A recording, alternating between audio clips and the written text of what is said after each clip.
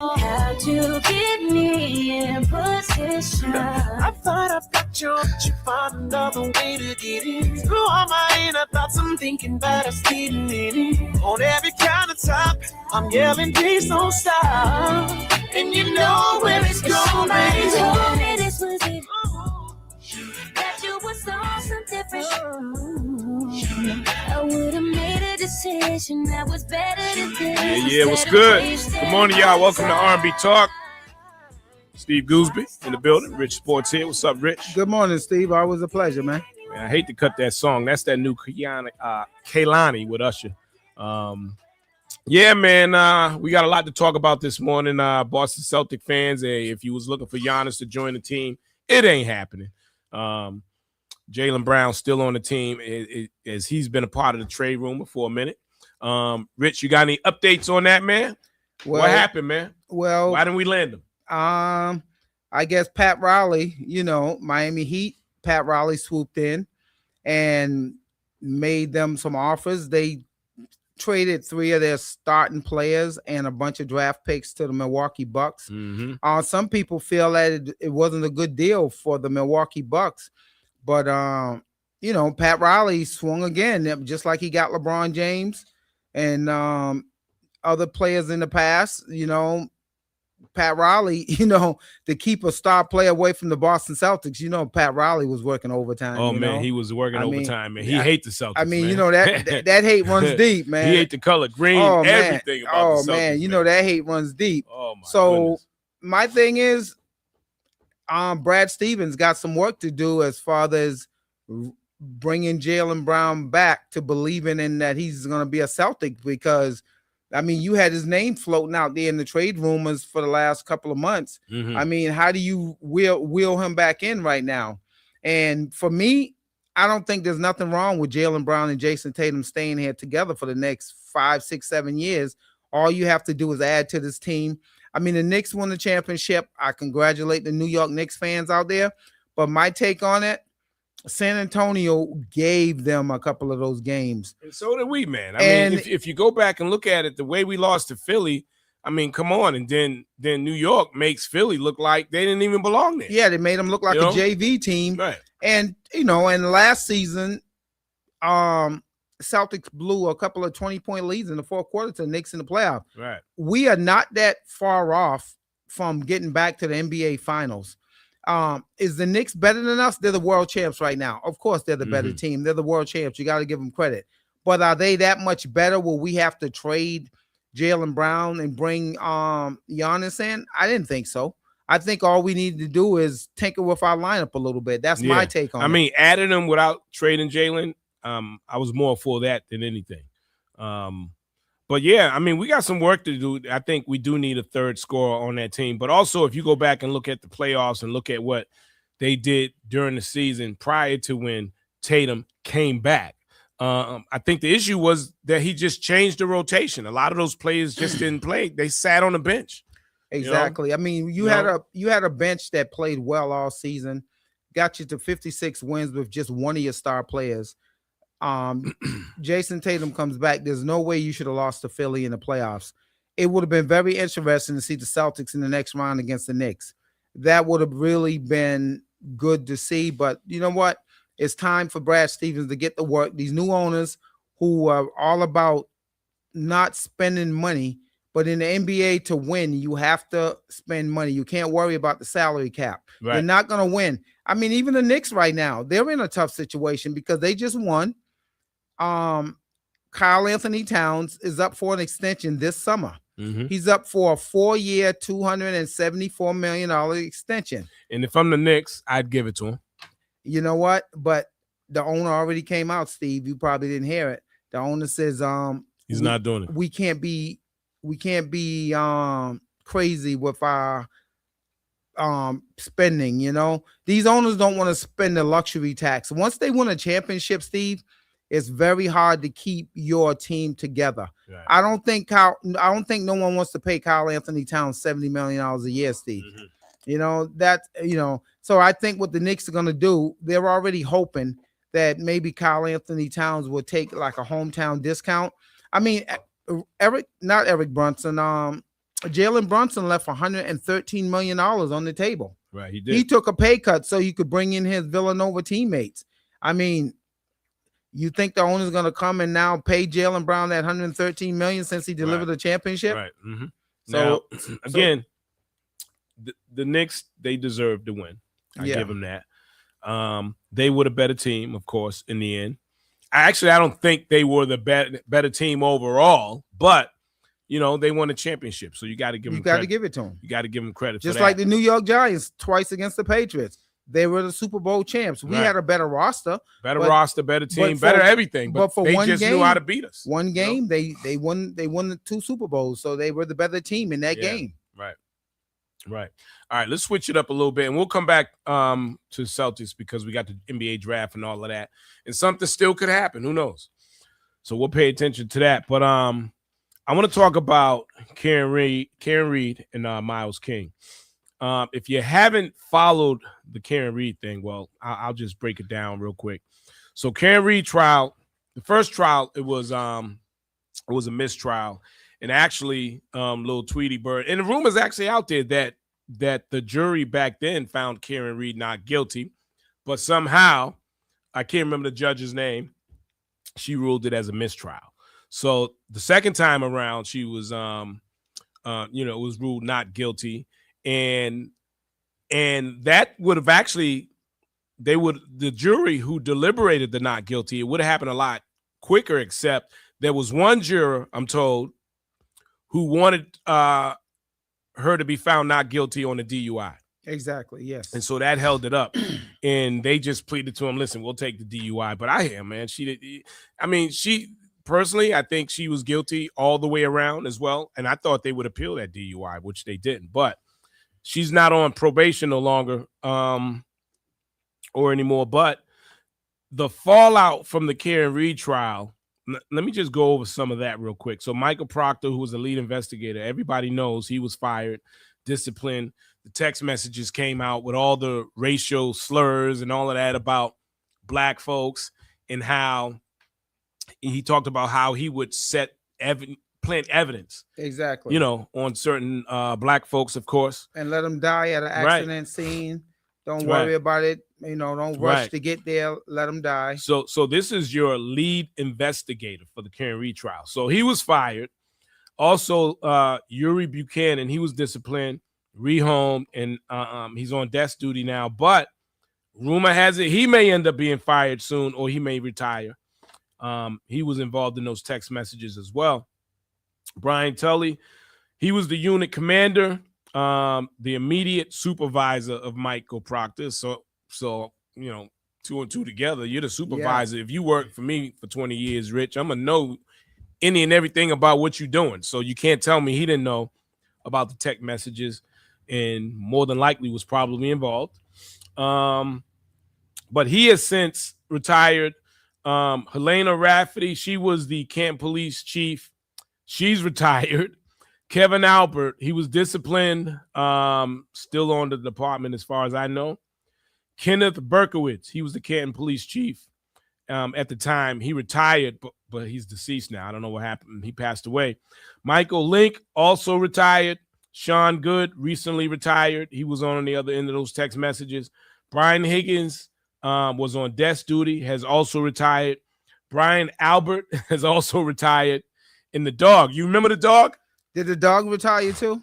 Listen. Well, the dog just disappeared. So the dog was actually rehomed, and the dog is nowhere to be found. Personally, I think the dog is dead. I think they got rid of it. Of course. They killed the dog. Of course. And so the dog is important because John O'Keefe had all these scratches, which they said were bite marks from an animal. They brought in a forensic expert that said those was consistent with an animal, a dog bite on his arm. Right. So if you want to know what this case has in common with the Myles King case, Proctor, he was also the lead investigator on the Myles King case. Now with the Myles King case, he was arrested for murder of Marquis Simmons. This is back in July of 2021. Now, I don't know whether he did it or not. But The bigger problem is the prosecutor, who was Proctor, the same guy who talked about in the text messages about planting cocaine on the N-words. And in fact, they're talking about 19 different cases that he's been involved in where people may just walk scot-free, whether they're guilty or not. And it's a sad story. It's a sad story and unbelievable at the same time, Well, that's what happens when you have someone in law enforcement with this type of mentality. What he does is these lawyers, of course, they're going to take advantage of this situation because you're out there basically compromising investigations, right? And you're not showing that you should be handling these type of cases. And if you're being represented by a really good lawyer, of course your lawyer is going to use that to their advantage, right? And it's kind of sad, like you said, even in some of these cases where someone might just be guilty, and you're gonna have to let him go because of the guy who was the lead investigator. That's right. Now here's the crazy thing about the Myles King arrest, right? So he's been in jail ever since. Yeah, they've asked for discovery. No discovery. It's 2026 now. They've given them no discovery, which is basically evidence. They haven't presented the arrest warrants. This all happened in 2021. It's 2026 now. So he's basically locked up with no bail right now. Right. Okay. And apparently no evidence. Yeah. Now, again, I don't know. I mean, it's sad for both sides. You may have an innocent guy who's locked up. Yeah. And you also may have, but also on the other side, you got a family who's suffering, who's grieving and suffering for the loss. So I don't know whether he did it or not. I don't know. But again, the problem is Michael Proctor, the lead investigator.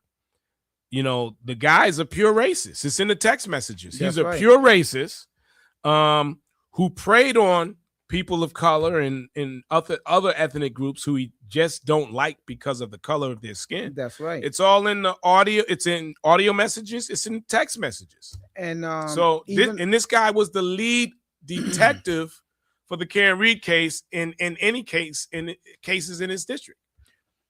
Yeah, and even like the anti-Semitic remarks he made, about Jewish people. So that's what you said. This guy was on the force, and he's making these comments to fellow co-workers. So for me, they're complicit in his actions. Right. Yeah. And so, it's kind of sad when you think about that. You can't trust law enforcement to do their job in the proper way, And let's be honest, we know there are some great police officers out there. We're not saying all police officers are bad, but it's also not. It's not like we didn't know this already. Exactly. You've been in situations where you was been arrested before. I've been in situations where I've been arrested before. Yeah. And I'll never forget. This was maybe 10 years ago, or maybe less than that. My son was he was in the Nike camp, right? Basketball camp. Went to go pick him up. On my way to pick him up in Quincy, state trooper comes out of nowhere, right? With his lights on. I get pulled over, and he says to me, license and registration. Why did you blow your horn at me? I'm like, huh? I didn't blow my horn on you. License and registration. I give him the license and registration. He goes to his car. Then he comes back. He says, I don't have time for this ish. And he throws the license and registration in the car. I'm picking it. So he walked back to his car. I'm picking it up off the floor in the car. Then he comes back. I do have time for this ish. License and registration. I give it back to him. He gives me a ticket for $210, man. For blowing your horn. Which never happened. It never happened. Exactly, yeah. Never happened. I never know blowing your horn was actually a crime. A crime, yes. But it's the craziest involvement I've ever had with a police officer before. Yeah. I was pulled over out of the blue. Why did you blow your horn at me? It was crazy. Yeah. No, you're right, Steve. I mean, I've been pulled over in my MBTA uniform when I was working for the T, by state police, and they said my car fit the description of an armed robbery. And I told them I just left work 10 minutes ago. You can call my supervisors on the Green Line. And they didn't want to do that. And they were rude, of course. But I'm in an MBTA uniform, and my car fits the description of an armed robbery. I mean, you know, and you're sitting there for like 20 minutes or half an hour. They're running your place, running your information, and you have to really wonder about this situation. And then the rudeness that comes with it, you have to question it. So these are situations, like you said, when you're in a situation like this, and you know you haven't done nothing wrong, and you have an officer that is being rude to you, now you're questioning the whole integrity of law enforcement. Right. And again, it's nothing new to us because we've been treated like that as people for centuries. Well, we kind of expect it. I mean, especially Steve, we grew up in the 80s. So, I mean, like you, me, both, a lot of our listeners, we've been pulled over many times back in the 80s when we didn't even know our rights. You know, they search your car, they go through your car, they throw all your stuff out of your glove compartment, and they leave all your stuff on the floor. Then they drive away and say, go about your business, you know? I remember, and this was a long time ago as well. Remember when they had the arcade in Park Square, right? Where the Park Plaza is? Yes. So my brother was working at the Park Plaza at the time. So I went to go grab him. And while I waited for him to come out, you know, I was double parked, but I went inside the arcade real quick, played me a couple of games, lost my money, got back in the car. Man, the police surround me, and they checked the car for, you know, I guess they were selling drugs out of the arcade or something. Yeah. I don't know, because I went in, lost the game real quick, and came out real quick. Yeah. As if I bought something, I guess that's why I got pulled over or why they stopped me at the time. But again, listen, it is what it is. As Black folks, we're kind of used to that. We get pulled over. We don't know how do you change that? How do you change that? Whereas as people and as, you know, police officers out there who are on the force, how do you change the feeling of people when they get pulled over? It's more than, oh, here we go. Here we go. What did I do? You know what I mean?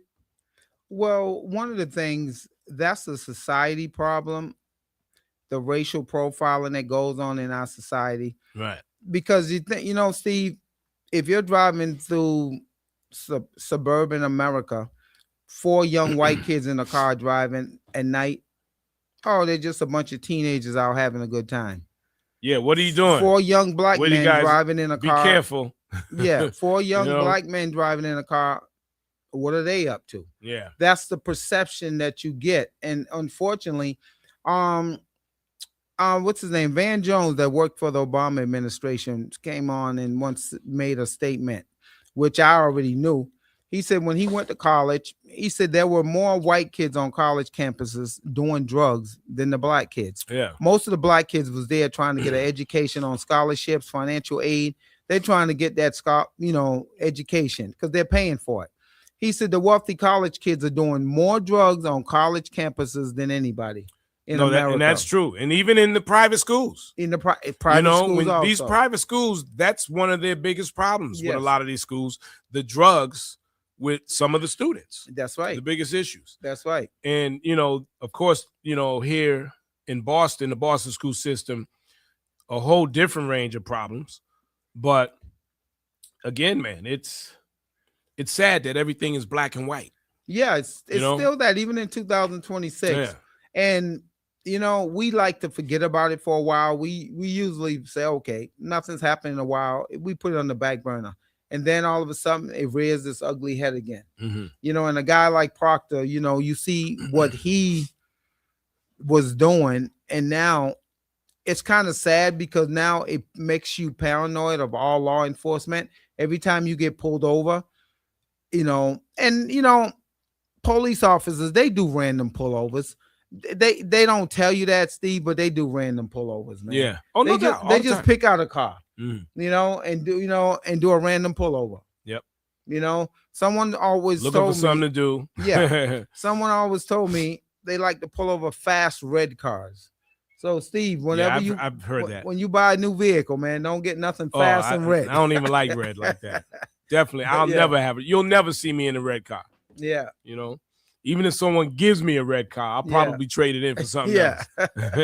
You know, it's a sad story, man, that in 2026, when it comes to just the average person and the police, the perception isn't a good one. And we all, good police officers. I know good police officers. We all do. There's a lot of great police officers out there, but there's also, I think they might be outnumbered. You know what I mean? Yeah. Now, let me say this as well, because, and I'm not giving any excuse to any bad police officer at all, but just think about this, right?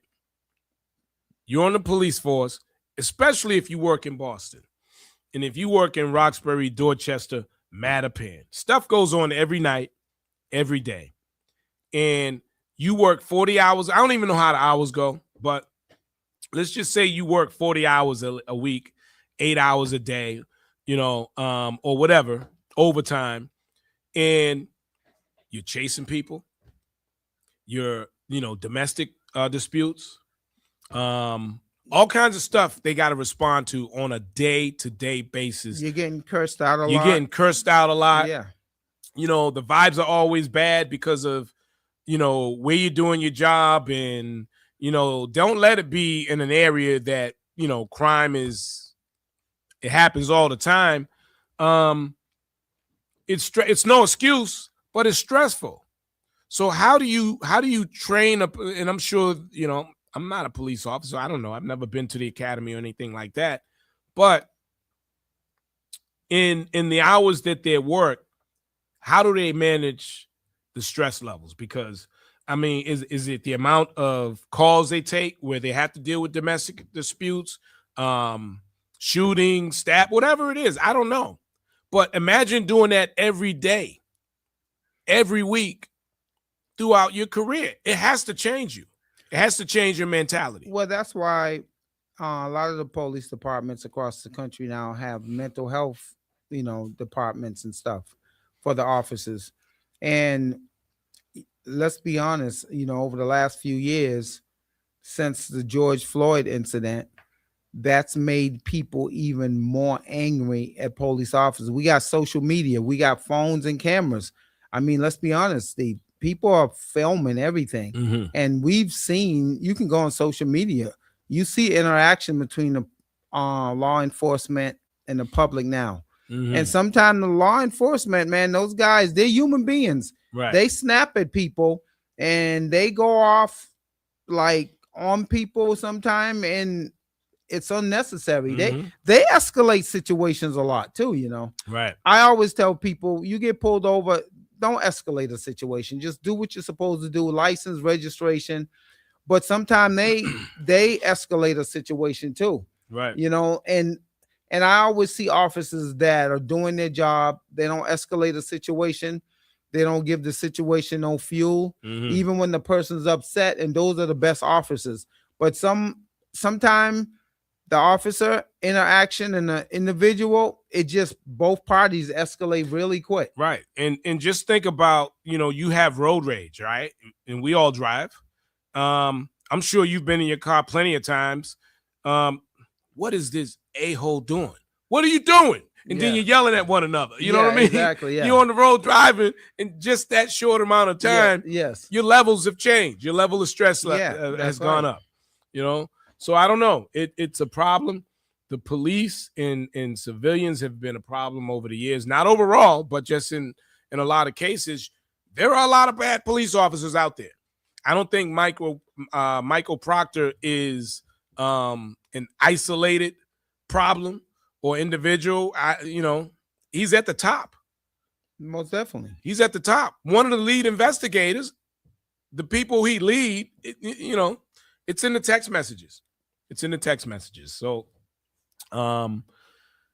hey man, it's definitely an issue. If you thought Karen Reed killed John O'Keefe, I would think that person is either related to the family or they're in law enforcement, because I know law enforcement support one another. That's right. You know what I mean? But on the average person that's out here doing whatever they do on a normal basis, we're not stupid. No, we're not stupid. The public's not. We stupid. look at the information, we hear the information. The news ain't controlling the narrative no more, because the questions they don't ask, we ask in our head. And people are very good at processing information. Right.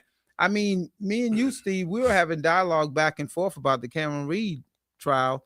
And, you know, we were like, a lot of times we were just nailing stuff, man, just from the stuff that we were listening to. Yo, it's laughable when, you know, especially when they, now, for example, right, let's talk about this real quick.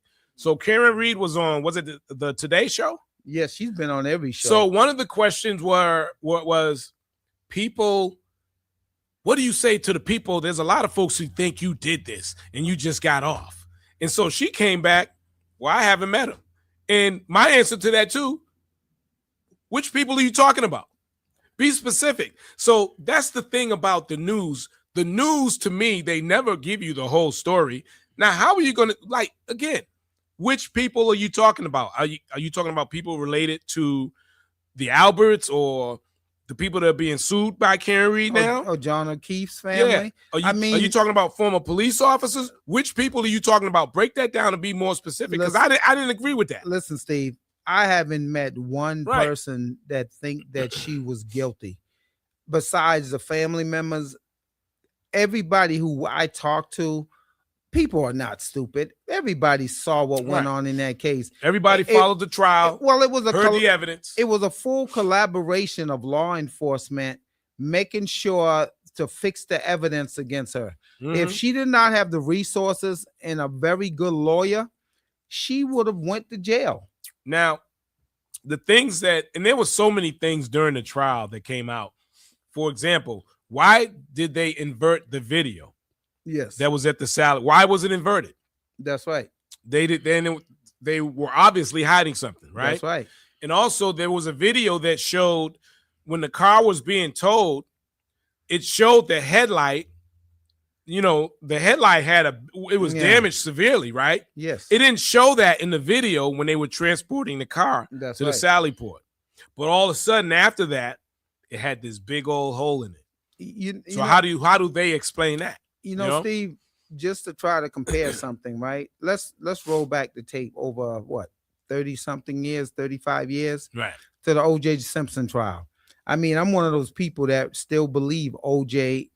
is innocent, only because the police went out of their way. Mark Furman, another racist police officer, the Michael Proctor of the 70s or whenever that happened. That was the 90s. The 90s. The Michael Proctor of the 90s. He went out of his way, once again, to fix evidence. Yep.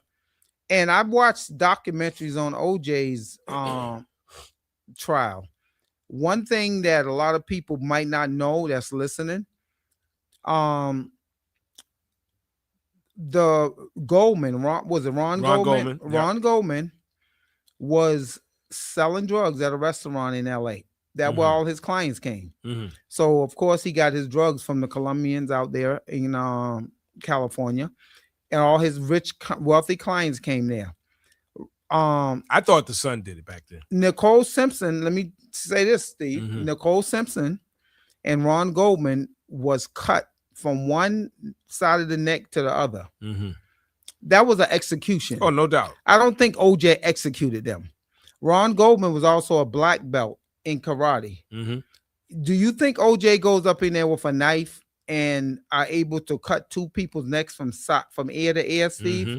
People never, that's one of the things I always tell people. Did you really listen to that? That was not brought up in the case as far as him selling drugs. They were trying to protect Ron Goldman and Nicole Simpson. Okay, if you watched where the trial went, Steve, that was an execution. That sounded like that was a drug debt that he was in, and I think OJ went up on the scene. He panicked, got blood all over him, and that's how he got involved. Yeah, and it was easy to pin it on him. It was much easier because he was an abusive husband. Mm-hmm. He go up on the scene, he's got blood all over him, and then he flee. with his buddy Al Cowan in the Bronco. Right. You know, but I, to this day, I think OJ was innocent. That's in documentaries when they talk about Ron Goldman selling drugs and being a drug dealer at the restaurant he was worked at, and they never brought up that. And this is just like with the Cameron Reed. Right. You had Mark Furman, you had crooked police officers that was trying to plant the evidence, and that's the reason why OJ got off. Yeah. And people don't want to accept that. And this is the same thing with Proctor right now. Some of these cases that he investigated, whether the person's guilty or not, they have the potential to get overturned. Again, they're talking about 19 cases that he was involved in has the potential of being overturned. And this, again, the lead investigator, he was doing this for a very long time. He was also involved in the case in Stoughton with the girl, can't remember her name, who was raped by a police officer who's in jail now. Yeah, he's in jail. He's on trial for that right now. Right. Yes, he was also involved in that case. Yeah, so this thing runs very deep when you look at it. I mean, Cameron Reed, let's face it, things happen for a reason sometimes. She exposed the state troopers. She exposed the Canton Police Department. She went through a lot, She did. She did. And you know what? I would do the same thing. I would sue everybody. But remember something, Steve. I would use all resources, and I would go the whole shebang. I mean, but remember who she is. She was an upper middle class, educated white woman with plenty of financial assets. Right. Professor. And that's what saved investment and everything come from a well-to-do family. If she was a minority that was set up with that same evidence, the only way you beat that trial, you need a lawyer. Like they would be in jail the same way Myles King is in jail right now. Yes, you would need some public defender who's willing to go to bat for you, or some lawyer like the female we were just discussing earlier, Mary Jo, Mary Capuccio or something like that. Capuccio, yeah. And someone like her who's willing to go to bat for you when she see that things are being done wrong. And she's been a front runner in, helping guys get out of jail that's been wrongly convicted, but if you don't have the resources like Cameron Reed, you sit in jail for a while. You sit in jail again, like Myles King, and he's locked up since 2021, accused of murder. Again, we don't know whether he did it or not, but when you look at first of all, his attorney have been asking for the discovery. This happened in 2021. They still have not received the discovery, and they have not shown the arrest warrants. Yes, So you talk again. It's 2026. Where's the discovery? Why hasn't he gone to trial yet? It makes you wonder. And after finding out that Michael Proctor was involved in the lead investigator for that case, and knowing what he did in the Cameron Reed case, and after hearing the text messages, this is a widespread problem. If I'm the family of the young man that's being accused that died, I would be pissed off that this guy actually investigated this case. Yeah. Because every family wants justice for a loved one that gets killed. So I would really be upset right now that this guy was on this case. The people are not stupid. Yeah, the people are not stupid, and oftentimes we are made to look like we did something we didn't do. Most definitely. Because you have the higher power in a police officer or in a guy who's filling out a report. How do you fight that? How do you fight something you didn't do versus someone who has the authority to write up whatever they want in a report? That's right. It's a major problem. That was Michael Proctor. And there's more Proctors out there. Of course. There's more out there. I mean, again, the fallout from that case since the acquittal of Cameron Reed, it's crazy. I personally think everyone should be held accountable. And I was told after that, not guilty, after she was found not guilty, I was told by a police officer that, listen, I'm going to tell you what's going to happen next. A, B, C, D, and E. And everything that I read to you earlier about the fallout has all happened. It's all happened, yeah. It's all happened. I really think there's some more things that's going to come down the pipe with this. Yeah. You know? I definitely agree. But it's a major problem.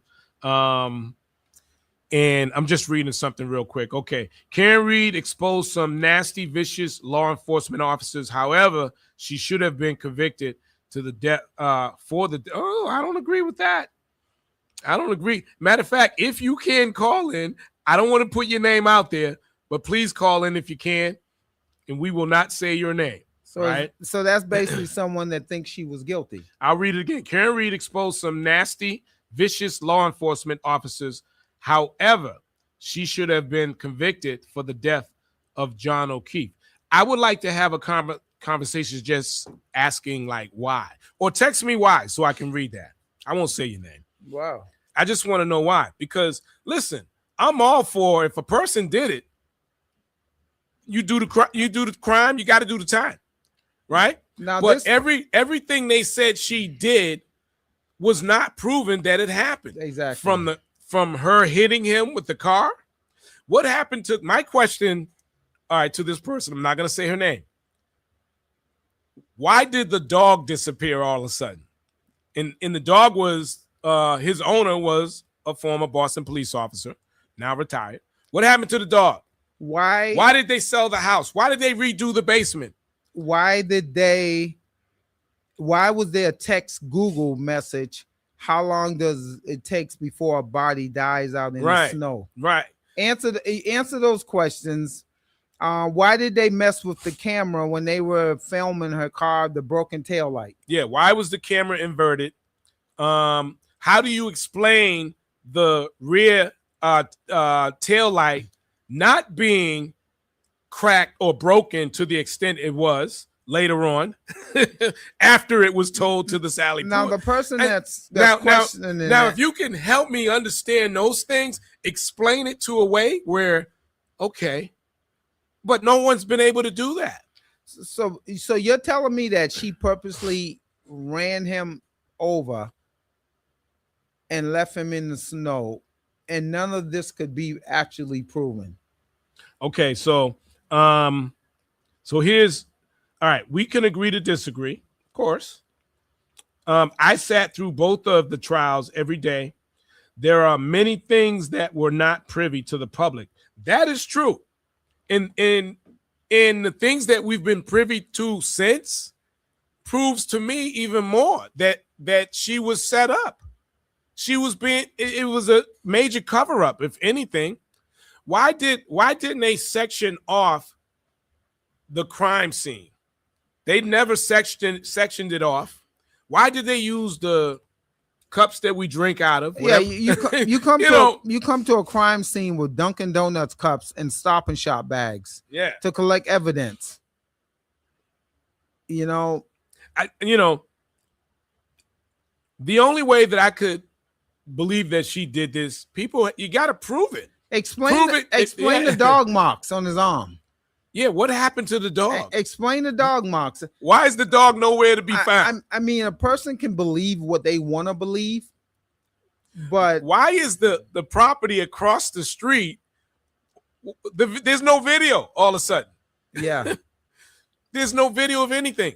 Why didn't the actual homeowner come outside who had the dog named Chloe?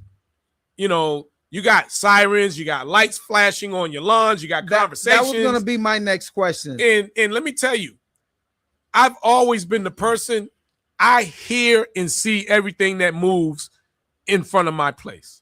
What was the family name? The Alberts? The Alberts. You mean to tell me they slept through fire trucks, ambulances, state police cars, Canton, all of these lights are out there. You slept through this? Here's a bigger question. This same homeowner was out drinking with the dead guy on his lawn. That's right. That same night, hours before. Help me understand. Well, let me put a question to the individual there again. Why didn't they go knock on the door on the? You know, the Alberts was not interviewed that night, right? There's a dead guy Right. found on their lawn, and they don't get interviewed that night, Steve. Yeah. Right. Let me read. I did not say it was on purpose.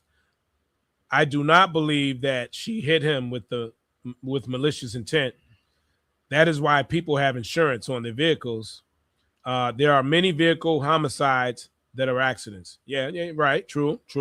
But again, they couldn't even prove that what they said she did in terms of hitting him with the vehicle, all of that,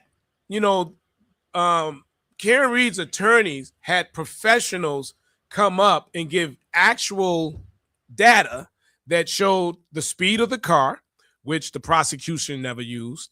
There was all kinds of information to debunk whatever that guy who did the paint, who tried to do a reenactment, which made no sense. So Steve, I'm gonna pivot right to your text message individual, right?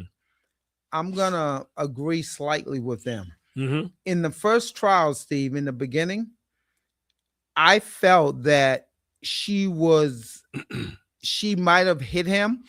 They had been out drinking. He gets out the car. He's staggering. She hit him by mistake. Didn't realize she hit him. Knocked him in the snow. Right.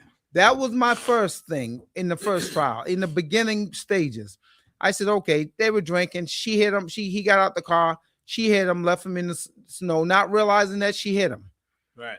And as the trial went on, I said they shouldn't be charging her with killing him. That was an accident in a snowstorm. Right. I was actually out that night. I remember it was on a Saturday night. I was out that night driving Uber, and it was a stormy night. I heard about it that Monday.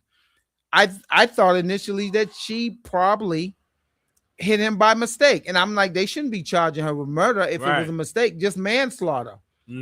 Okay. But Steve, after the trial kept going on and all the evidence came out, I'm saying, wait a minute. They've been taking this evidence and tampering with it. Yeah. And when the text messages came out, the collection of evidence, the dog disappearing, them selling the house, right? The son having don't forget the son. Remember the scarred up knuckles where he claimed he fell in the driveway? Yep. The dog bites, just everything that came out after that. And in the second trial, I just paid more attention to everything, Steve. And I'm like, oh, wait a minute. This was a total situation where all the evidence, I mean, let's face it, Steve. Right. He went into the house. He got in a fight. And remember, there was also someone in the house, a DA agent that was flirting with her. Yep. And a fight started in that house. And they threw him out in the snow. Figure he'd just go about his business. The thing that convinced me that he was inside that house is when they Googled how long does it take before a body dies out in the cold weather. Not just that, but your phone records your steps. His phone shows so that the data from the phone says that he was in the house. Exactly. They said he never came in. Right. So listen, okay, let's just say you're right about some of the stuff you just said. Let me just read this other text the person just did. I can promise you that there are fire engines, ambulances, and police cars on my street on a regular, and you will not find me peeking out my window nor opening my door, because when I'm off, I'm off. I want no parts of whatever is going on outside my door, my personal private time. Okay, I get it, and that makes sense. I understand that. But they were on the Alberts lawn. Yeah, and they didn't knock on their door. Right. If someone's on my steps, if someone's on my grass, I want to know what the hell is going on. And not only that, they never knocked. He was on their property, Steve. He was found on their property. No one went up to their door and knocked on their door, Steve. You know why? Yeah. Because phone calls was made. All right. So let me read this one here. Yeah. She is on camera saying multiple times that she hit him. I hit him. I hit him.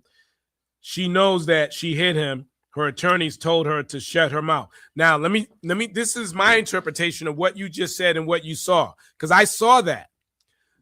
what's the lady's name? The one that came back. I think Jennifer McCabe. Jennifer yes. McCabe asked her, "Did you hit him?" She said, "What? I hit him. I hit him." She wasn't saying she hit him. Exactly. She was answering. She was asking the question, "What? I hit him?" Like Rich, say to me, "Steve, you hit him." Go ahead. Let's do it right now. Say, "Steve, you hit him." Steve, you hit him? Huh? I hit him. I hit him. I remember that. I hit him. I remember that. So she wasn't saying she hit him. It was more of a question. What? I hit him? Exactly. And so, listen, I hear you.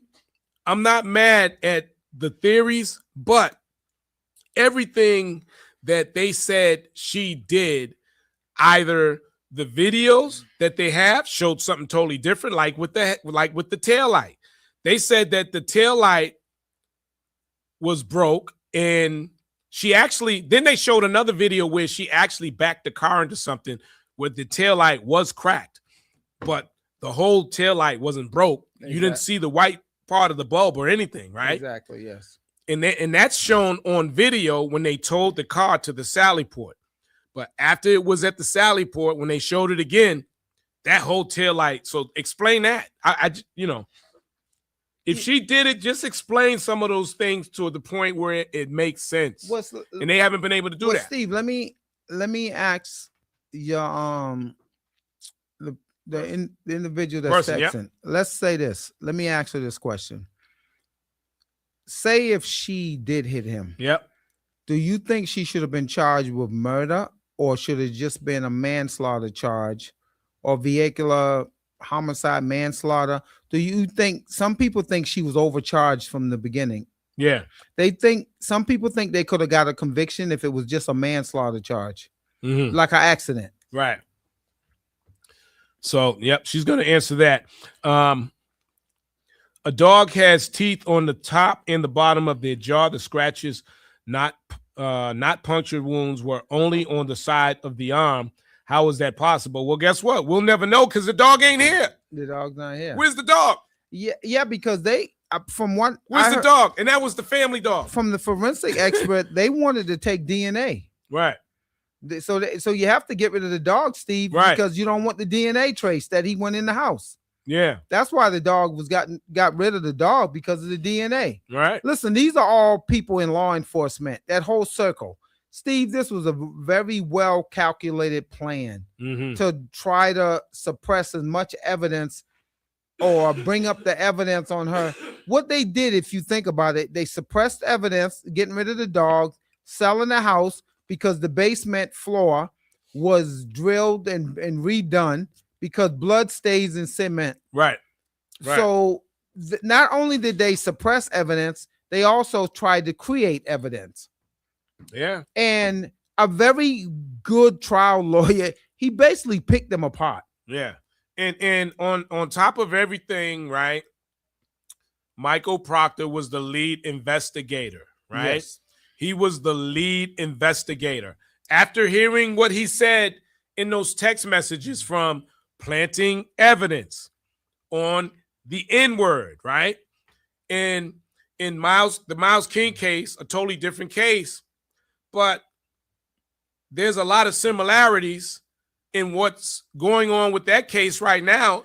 And as far as what happened to Cameron Reed, like, where's the discovery? That's right. He's the lead investigator, who's been fired since, of course, but where's the discovery for that? Listen, I mean, hey, Steve, listen, if she did it, she should go to jail. Hey, Steve. But I'm just the honest guy to the point. I'm not, and most people feel the same way.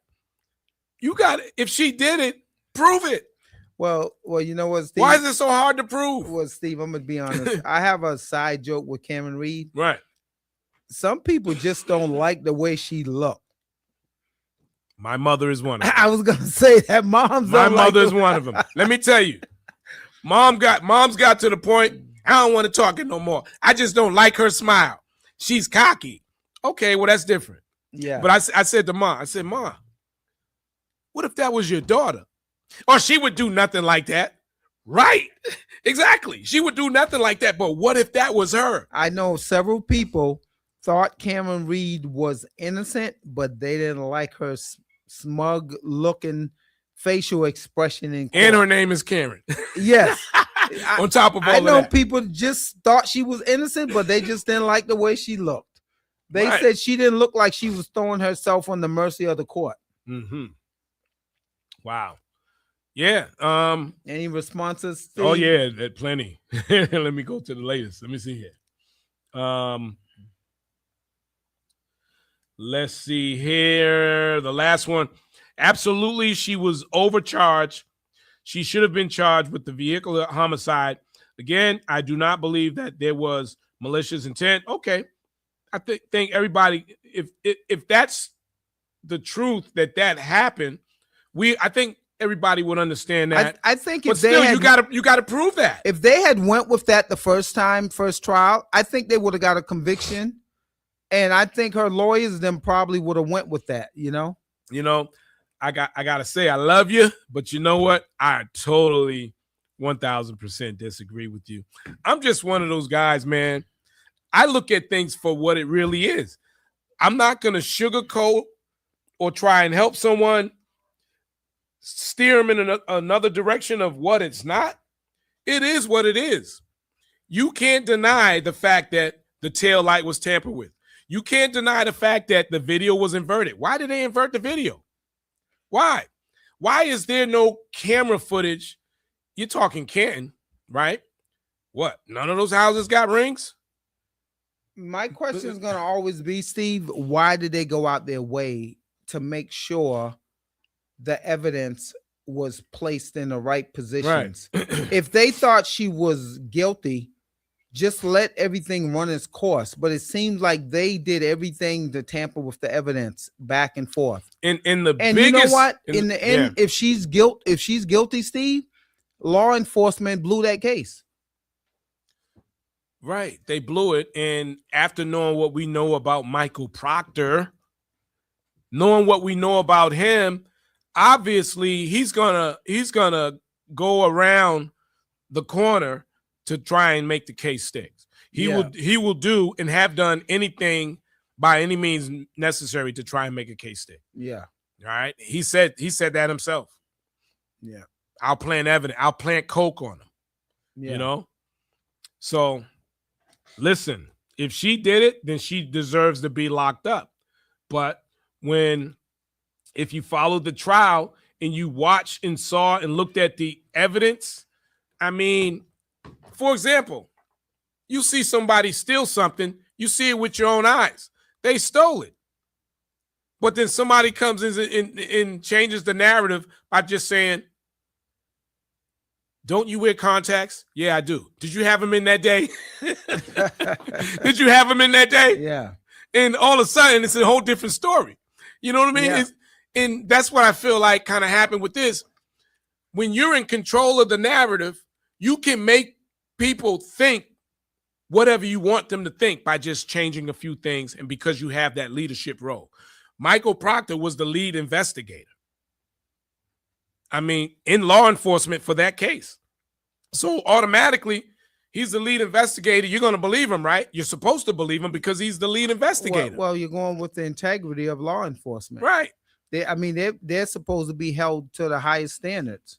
Right. And so you got that on top of all of the unanswered questions. What happened to the taillight? Help me with that one. What happened to the taillight? Because it wasn't like that when it was on the tow truck. So what happened to the taillight? Did someone break it? I think that's what happened. I think someone, and then all of a sudden, they didn't see the fragments of the taillight on the crime scene that night, which was never tapered off, but they found it the next day or the next 2 days or something like that, all of a sudden. Also, Steve, when they brought in the forensic expert, I think that's what they're called, that does the phones. Yeah. They said his phone showed the temperature change in his phone when he went into the house versus when he was outside. So they showed his phone, I think, went up like an incline. They showed all his movements. Right. So they showed that his phone did go inside the house. Right. And don't get me. But why would they lie and said he never came in the house? Right. The phone, especially with Apple phones, it tells you how many steps you've taken, and that data in the phone showed that he was in the house. And there was a quick drop in the temperature when he came outside. Right. Or thrown outside. Yeah. So there's just a lot of those. All right. I mean, let me get you the link right now. I see you, bro. Let me get you the link right now. Listen, again, if you do the crime, you got to do the time. But you just can't throw people in jail. You got to prove that they did what they did. And they didn't do that with Karen Reed. If anything, they proved that they were covering it up. Yeah, a lot of stuff. That's what I saw. I saw a cover up. A lot of law enforcement got exposed in this case. Yeah. And it was for the good, for the public. It was for the good. Imagine if Michael Proctor was still on the job. Yeah. Smiling, still doing the text messages. Oh, I'm going to lock up 5 in people today. Don't forget about the Canton police officer also that just either retired or Sean resigned. Good. Yeah. Sean Good was on the other end of those text messages. A couple of weeks ago. They just resigned, Right. Now, Michael Proctor, I hear he's living with his sister. Well, from my understanding, Steve, they did a complete overhaul of the whole Canton Police Department. Right. All right. Go ahead, Rich. I'm just sending out. Yeah, they did a complete overhaul of the Canton Police Department. And I've watched that trial.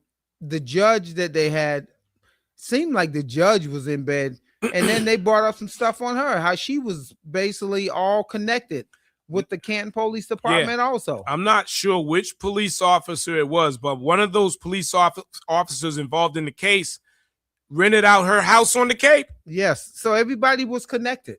That was a conflict of interest. I personally thought the second trial should have been moved out of Dedham. It should have. It should have. And if you watched it, Beverly was her first name. Yeah. She was definitely siding with the prosecution. Yeah, the whole time. I mean, her vibes and everything just was, to me, consistent with that she was more on the prosecution side the whole time. All right, man. I just sent you the stream key, so go ahead, log on in, and we'll bring you up. We're going to talk about Juneteenth in a second, y'all, and who set the Porta-Potties on fire, if you didn't know. We're going to talk about that next. But listen, I love you, baby, but I can't agree with you. I just can't. And I want to agree with you, but again, I'm all about facts. What are the facts?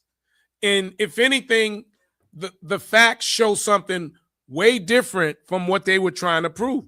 It showed, the facts to me showed that they were covering something up and they were hiding something. There's too many. There's too many coincidences. Too many. How do we have all these police officers who were involved in the case either retired, fired, on desk duty, and still might be fired? How does that happen? And everybody was connected. Everybody was connected. That's the main thing. There was just too much nepotism involved in this case. So those are the questions, just as a person, you got to answer those questions for me. Again, what happened to the taillight? Okay. What happened to the dog? Why did you do your base? Someone was killed that you was just hanging out with an hour ago. That's right. It just doesn't make sense. If you're a legit police officer, and I'm going to go back once again to the O.J. Simpson case. Right. Why did Mark Furman feel he had to tamper with the evidence? Right. If you're a legit police officer, why are you tampering with the evidence? So it's a major problem. And again, the Myles King case, he's been locked up since 2021. We don't know whether he did it or not. Again, if you do the crime, you got to do the time, right? Michael Proctor, the lead investigator on that case, the defense still has not received, and I could be wrong, but it's 2026. This happened in 2021. They still have not received any discovery on that case at all. He's still locked up. This young man, Myles, I don't know. I haven't seen have anybody identified him of being at the scene, And that's one of the other issues. They're saying that the witness statements aren't matching up. Okay. They're saying the witness, let me pull something up here.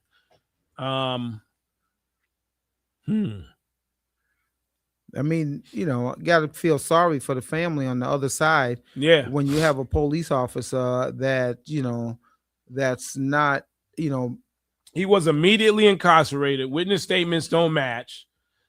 There was a rush to judgment. Let me see here. They haven't provided any paperwork on any of the search warrants. So, again, Michael Proctor was involved in, he was the lead investigator. It's just a lot of unanswered questions. Like, if she did it, why is it so hard to prove the smallest things? I don't understand. And I love the police officers. I love my friends. Yeah. Great people. But, guys like Michael Proctor just, it adds another black eye. And just like you, Steve, I have friends that are in law enforcement. Right. They thought she was innocent, Yeah. A lot of them thought she was innocent. Yeah. Because I think they didn't like the fact how the evidence was tampered with through the whole trial, Yeah. Yeah. So, let me see here. In the case, the lawsuits, the McCabe family and the Alberts, they went on immediately after the trial. Was it the Today Show? They went on the media thing and they just started talking about how they're being harassed and all this other stuff. And again, man, I just think when you look at everything that was said, from the red cups, the crime scene not being taped off, the dog is gone. Okay, well, there were bite marks from what they say that was on his arm, bite marks. Don't forget the cell phone data. Right, the cell phone data. Yeah, why did you get rid of your cell phone? What about the tow truck? The plow truck that said he came by at a certain time and there was nobody outside. There was nobody outside. Now, initially, they was trying to pin it on him, I think, because initially on they the said plow truck that he might have hit him. But the timing of it all got screwed up because he had made a phone call to his dispatcher saying that there was a Ford something in front of the Alberts house. Yes. That's on audio. On audio, yes. And that was at a certain time. So that screwed up them trying to pin it on him. Yeah, exactly. So listen, I just think the public, we're not stupid. We're not stupid. I mean, I think, and let's be honest too. Social media has added a lot of value to when it comes to getting the proper news. You still got to sift to it because you can get bad news as well. But the news you get on social media now is kind of better than what you get on TV because you're never going to get the whole story on television. That's right. You get more off of social media. You still got to dot your I's and cross your T's, but you get more off of social media today than you get on actual television. Television is going to give you half the story. Yeah, that's true because you have so many people out there with the video footage on, with the phone camera and everything, and it goes viral really quick now, Right. Let me read one more. It's clear why he got rid of the cell phone. He had way too many negative things about too many people on completely separate incidents. Okay. I can go with that. But at the same time, there's also detailed information of data when he was with John O'Keefe that evening. Remember, they were all at the bar drinking. Yeah, exactly. They were all at the bar drinking. Karen Reed said she dropped them off at the house. And there's video footage of John O'Keefe and Cameron Reed, being lovey-dovey, having drinks, happy, not arguing or anything like that. Of course, we all know things can change in a second. We've all been in relationships and we're happy and all of a sudden we're fighting. Yeah. So we understand that too.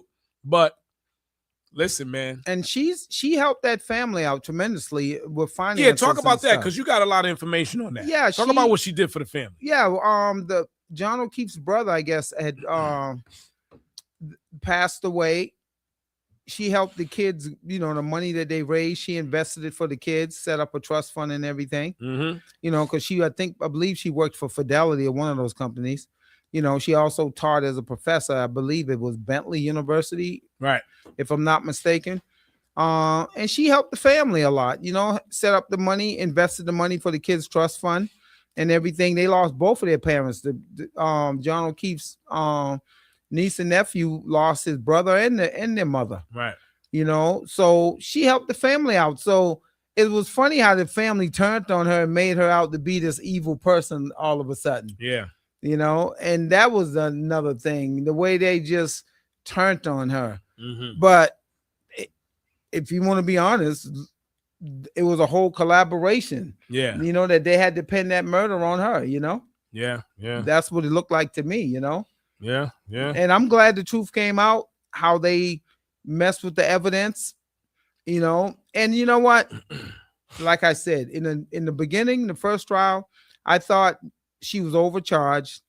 I said, well, if they're charging her with murder, she might have hit him just dropping him off, not realizing it was a snowstorm that night, and she backed up and hit him, not realizing it, drove off. I didn't think there was no reason to charge her with murder, maybe manslaughter. But then when the evidence came out, hey, they were trying to piece together everything they could to convict her. Right. And you know what? It blew up in their face, even if she might have hit him by mistake, which now, when it came out, I don't believe she did. I believe he went inside that house and there was a confrontation for whatever reason. And he was thrown outside in the snow. He was beat up. He didn't die from his wounds. He basically died from freezing in the snow. And you know what, Steve? One more point. They never did say what his cause of death was, Well, there's a lot of things about the case that till this day, those questions haven't been answered. Also, the crash dummy. Remember the crash dummy that they did with the car, Steve? Yep. Had her car going like 20 miles an hour. And they was like, there's no way she could have killed him going at that speed. Right. Right. I'm sorry. 1 second here. I'm just trying to I'm sending the phone number and the link to you right now. I'm going to text it to you because I definitely want to get you on real quick. All right. I send you both. You should have both now, my guy. All right. Man, I tell you, we want to believe, and I still do trust in some law enforcement. Not everybody, of course. When things happen, I told you my experience. You know, we've all had bad experiences. We've all had good experiences. Most definitely. We know it's not the entire police force. If it were, we all be in really bad trouble. That's right. But if you were involved in an incident and Michael Proctor was involved, good luck. Good luck, because we got 19 cases that might be thrown out, whether these people did the crime or not, just based off of the emails and the text messages and voice messages that he displayed in what recently happened. Yeah. So hello, welcome to the Urban Heat. Who's this? Chip Greenwich. What's up, Chip? I'm jumping on. You jumping on real quick? On. All right, I know you don't have a lot of time, so let's get right to it. Folks, we want to talk about Juneteenth real quick, which was a fabulous weekend. Wonderful event at Franklin Park. From what I hear throughout the country, things went pretty well.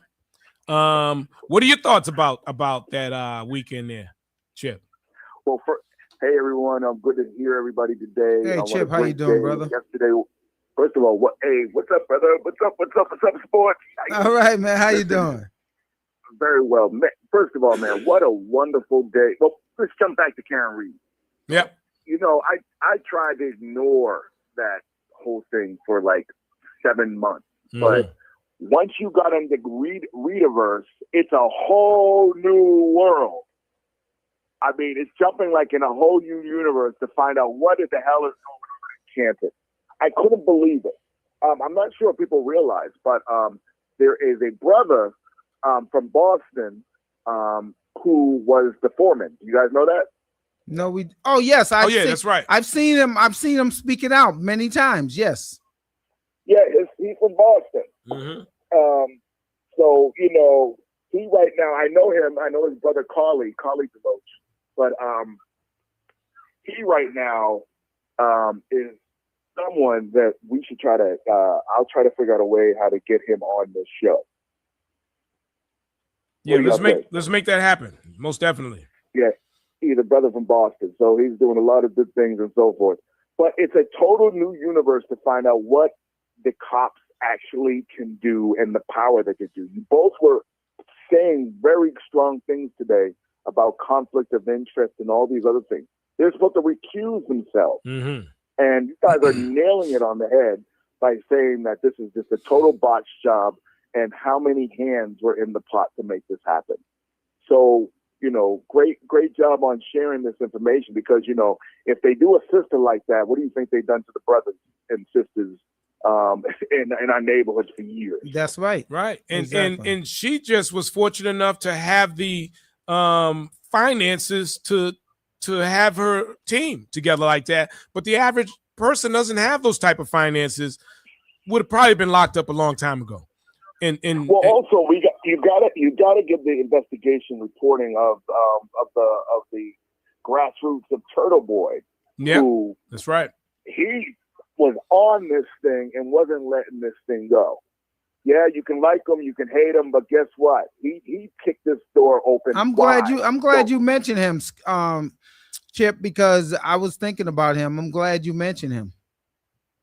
He's the one. This thing would have been buried. He kicked this door open wide. So a lot of kudos got to giving to exactly like agencies like yourselves of being able to bring these kind of discussions out into the open and operate, that you don't rely on the regular newspapers that are all pretty much listen. I think, Steve, you said it. They pretty much listen to what they believe. What they believe what the cops are gonna say. They actually believe. They don't even answer those questions. Right, because if you're nailing it. No, you're right. Because if you follow the trial through the news, you would have definitely believed that she did it. And in the most important things having to do with Proctor, they kind of gave you a blurb of that information, and now all of a sudden that was the biggest issue with the whole entire case. And you know what, Chip? I know you're familiar with this guy, just like Steve is. This guy put a lot of information. A lot of people don't like him, but the guy actually gives out some information. He's been doing it for probably 40 years. I've been reading him. Howie Carr, Oh, wow. People don't like him. But you know what? Howie Carr exposes a lot of corruption in the state. Right. Him and Turtle Boy was doing a collaboration with this whole trial the whole time. Right.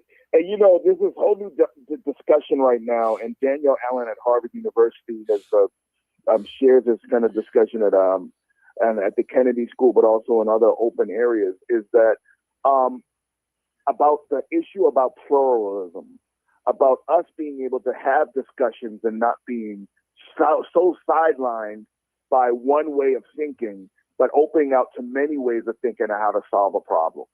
And so this is kind of the more kind of ways of going forward.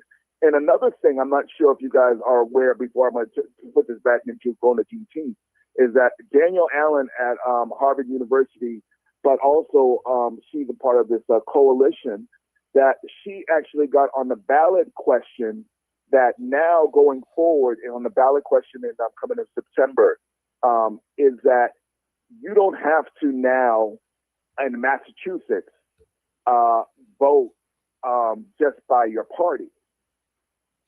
So if someone's a Republican or someone's a Democrat, usually they give you the Democrat ballot or the ballot. But they're putting a question on the thing is that you can vote anyone that you want to that is on the ballot. That makes sense. Hello? Yeah. That makes sense. Yeah. This past 24 hours, the court said this was available. But this is what, because Daniel Allen, who was at Harvard Kennedy School, but she a couple of years ago tried to run for governor, but she realized that she couldn't get her voice across because is that the whole system was rigged, that she couldn't get the her thinking and her knowledge and her because they had everything already lined up for the gun machine of the Democratic Party. I.e., go look at the Kamala Harris situation. That's right, exactly.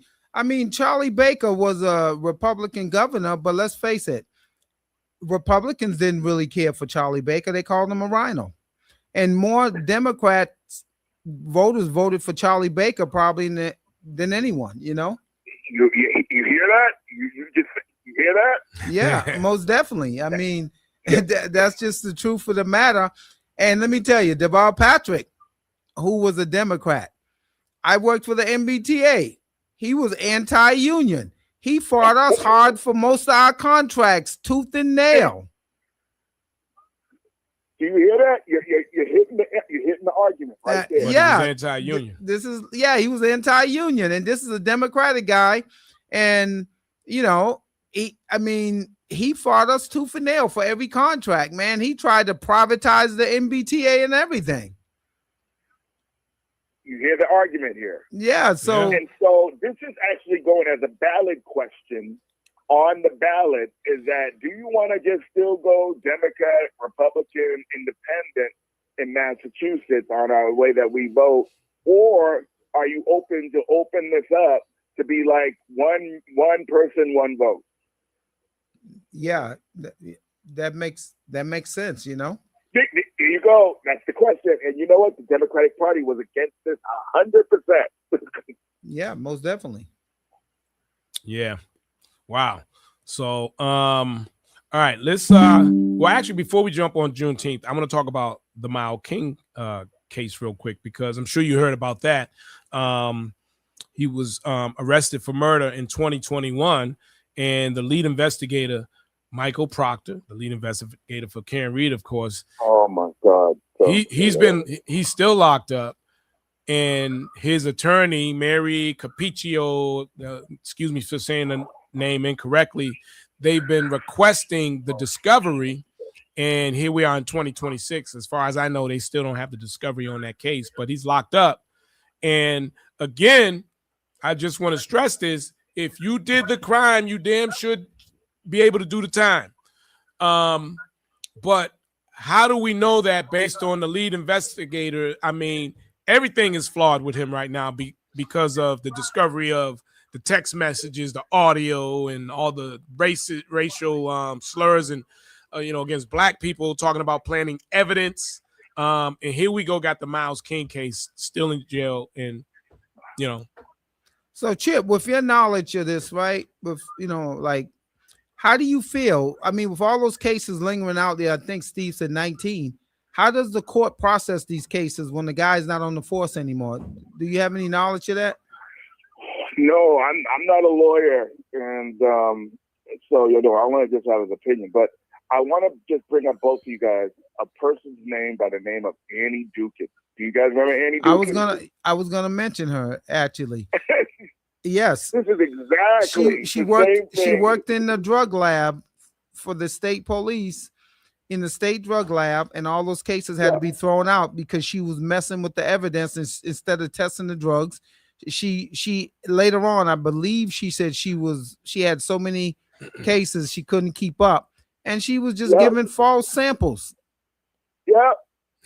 Yeah, she did some time in jail.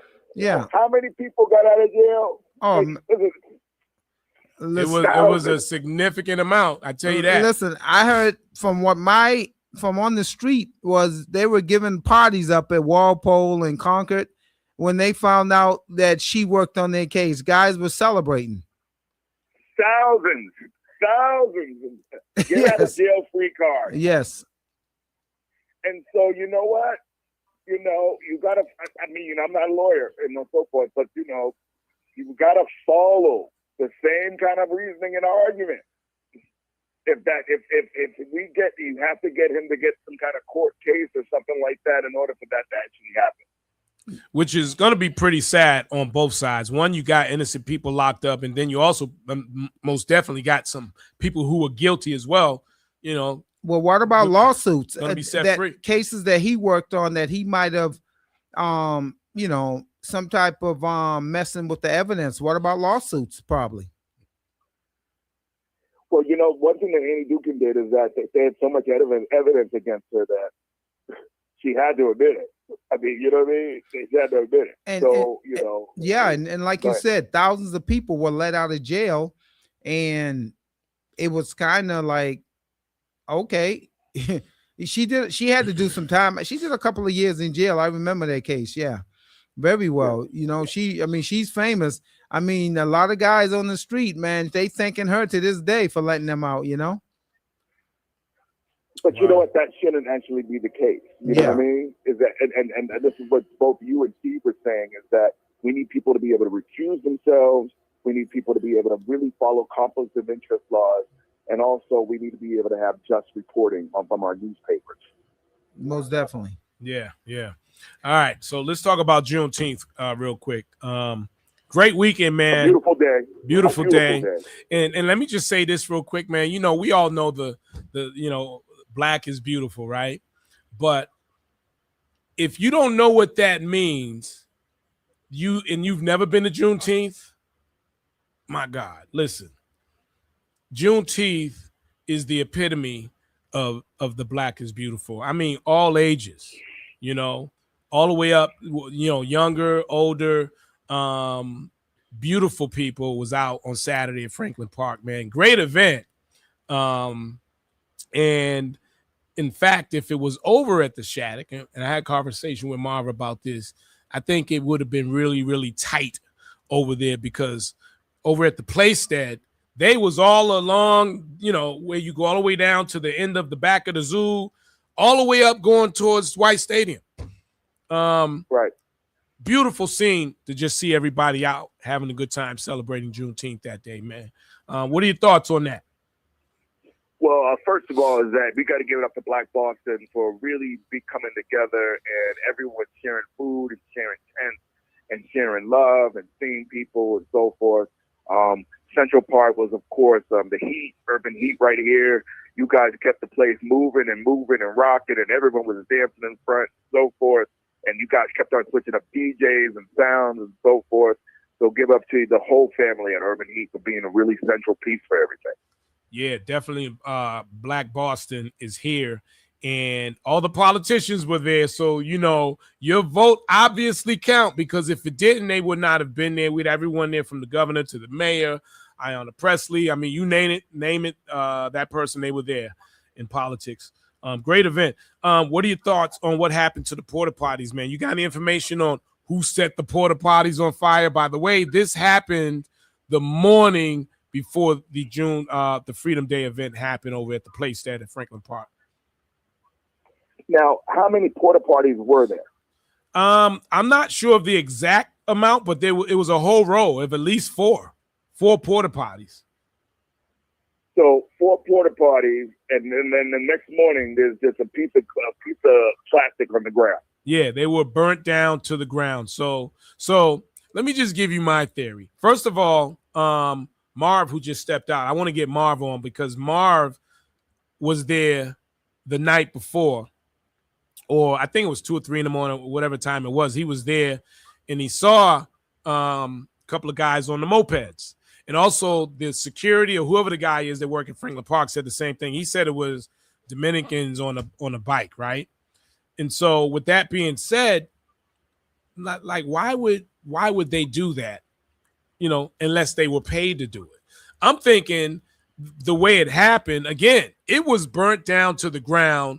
You're not just gonna go get newspaper, light the newspaper up and throw it in those Porta-Potties and get it charred down to the ground the way it happened. They for those to burn down like that, what's the word? Accelerant?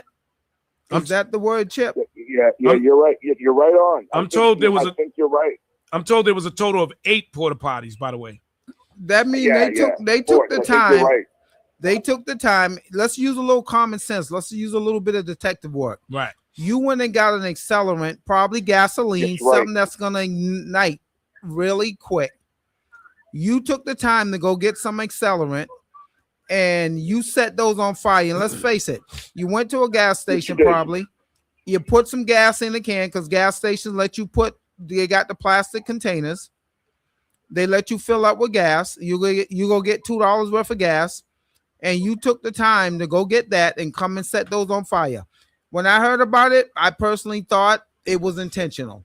Oh, it was definitely intentional. And I don't think it was no one personally from the black neighborhood that would do that on the weekend of Juneteenth. No, it was intentional. It was done, I think, around 2 or 3 o'clock in the morning. Definitely intentional, and there's definitely was something else behind it. Marv, I need you to come in here real quick because Marv, just sitting any one of the mics. Okay, so Marv's gonna come in. Marv was actually setting up the night before or the morning before, and I just want him to tell the story real quick about what he saw in the guys that were on the bikes. He's gonna come back in here in a second. You know, one of the things I want to say, Chip. But the question I have, go ahead. But that question I have is about what is the intent and why? Now, I'm just trying to think it on the other side. To go the other way on this is that, do you think these Dominican brothers, as alleged, do you think they even know what Juneteenth is? Okay, I'm gonna answer that question. Coming up to this year's Juneteenth, I cross paths with a lot of other ethnic groups, and Juneteenth is picking up so much steam right now. There's a lot of other ethnic groups outside of us that really don't know the true meaning of it. I had to explain to them what it was all about. Yeah. All right, but you just think it's just, or do you just think this is just a random act of? I mean, I'm just trying to play the devil's advocate here. It's just a random act of a bunch of 19, 20, 21, 22-year-olds, nothing to do, see these things that have not been out here before. Let me just go ahead and just mess with something. I'm just trying to, do you hear what I'm trying to do? I will hope that's not the case, but for them to take the time to get something that's going to ignite like that, it had to be some intent. All right, is Marv coming in? Yeah. Okay. Yeah, so we got Marv on, and let me just fix something really quick here. Actually, turn the volume down on there, Marv. We can get some clear sound. And Okay, volume down. Is it all the way down? Yeah. All right, hold on. Let me because Marv is not Nick Collins, so let's get rid of that. All right. All right. So what are we talking about? Boom, boom, boom. And I'm sorry. Hold on, folks. Hey, Marv, man. Great outfit on that day, man. I saw you, man. You got your little Papa Smurf light blue on. I'm very proud of the outfit you had on. Look wearing gray, you know what I mean? The Papa Smurf, good job, man. Well, thank you, brother. All right, so that's good. Very good. So, Marv, you were there the night before the event. Tell us what happened, man, or what you saw anyways, because you clearly saw the guys on the mopeds. Yeah, so when I went over there, it was about 2:30 in the morning. So we tried to go through, me and Tap. We tried to get over there just to check on the spot and to see if it was going to make sense to drop off the canopy and kind of set things up. And then I was just going to go home and then come back. But the road was blocked. So I came through the back way. The police had the road blocked off both ends. They didn't want anybody in there. I came through the back way, and I came from the White Stadium side and drove down and, through the trees and all and made my way over. Right. So when we pulled up, there was 2 guys on mopeds that kept going back and forth. Mm-hmm. So when we got there, they sped down towards the entrance. Mm-hmm. And after that, they didn't come back up. And then once we finished doing what we were doing, we left. I saw them going back up towards the, where the Porta-Potties were. And these were young. I couldn't tell, man. Right. It was dark. I mean, it was just 2. Only I can tell you is it was 2 individuals on either mopeds or motorcycle. I think it was more like them little motorcycles because they were going fast. Right. Yeah. So, but Yeah. I will tell you this though. After I gave this some thought and really processed this, it to me it made sense if the people who brought the porta potties there set them on fire themselves. Mm. that makes sense to me, And listen, you got to think, right? You know what? So check this out, right? I didn't think about that, So check this out. Check this out. Here you are, right? You have the porta potty company, right? And again, this is all alleged. I'm not saying this is what happened, right? But you own the company. You have 7, 8, 9 older model porta potties, and you want new ones, right? What do? Do they sell the old porta potties, or they just toss them out and take the L? And there's an opportunity for you to set these up. All right. You already know that they're going to have the area blocked off. Right. So no one's going to be over there. Burn them up. Get the insurance and get new ones. So now, not a bad theory. It's hard for people to digest that, right? But think about it. There's no one over there. When they dropped the porta potties, they knew that no one was going to be there. Right? They knew that it was going to be blocked off. It was definitely intentional. Yeah. And so where people keep saying, oh, this was done to disrupt Juneteenth, I'm saying that is a ridiculous theory. Because I don't think so. I'm gonna tell you why. I was trying to think it through. I'm gonna tell you why. Bob, I was on the same thing, Marv. I'm gonna tell you. I was pushing that. I'm gonna tell you why I say that someone trying to disrupt Juneteenth by burning the porta potties is ridiculous, because if you are really a disruptor, I have a diabolical mind sometimes. I'm not just going to burn porta potties. If I am trying to disrupt the flow, you know what I'm going to do? I'm going to bring enough gas and I'm going to burn the porta potties. I'm going to burn them picnic tables. I'm burning that whole area. I'm dousing everything in that area, and I'm gonna leave a trail of gas, and I'm gonna light that, and I'm gonna walk away and let it go and do what it did. Not a bad theory. I mean, the porta potties were burned, and that's it. Yeah, that's all that was burned is the porta potty. So in my mind, I'm like, yeah, it's a good insurance scheme, because they're like, yeah, we put these porta potties over here in this community, and overnight they were torched. Now, question I'm gonna push you, Marv, on this is that we heard the word that they were Dominicans. Now, were they saying "Que pasa, amiga? Pues fue bien, or how do we know that? So I'm being Judge Judy. I'm being Judge Judy right now. Okay, so I'm gonna tell you, right? The security guard said his words because I was one of the first people there after the fire and everything was out. He said, because I said, what happened? He said some Dominican kids on motorcycles burned the porta potties. It's racial. And then I said, how do you know that they were Dominican? He was very specific. How do you know that they were Dominican? He said, I heard him talking. All right. I heard him talking. Okay. So I'm like, dude, I was over there before they were burned. I did see the people on the scooters, the motorcycles, right? But I didn't hear nobody talking. I didn't hear nobody talking at all. So I'm like, dude, really? Is that so? I mean, look, so you heard him talking Dominican? Exactly. Was it Ecuadorian? Was it Puerto Rican? The thing is, Dominican is not a language. They speak Spanish. Right. So I mean, these are the questions that you ask. If I was a Judge Judy, you would be like, hold on, let's find out. Did they have a Dominican shirt on? Did they wave a flag? Right. You know what I mean?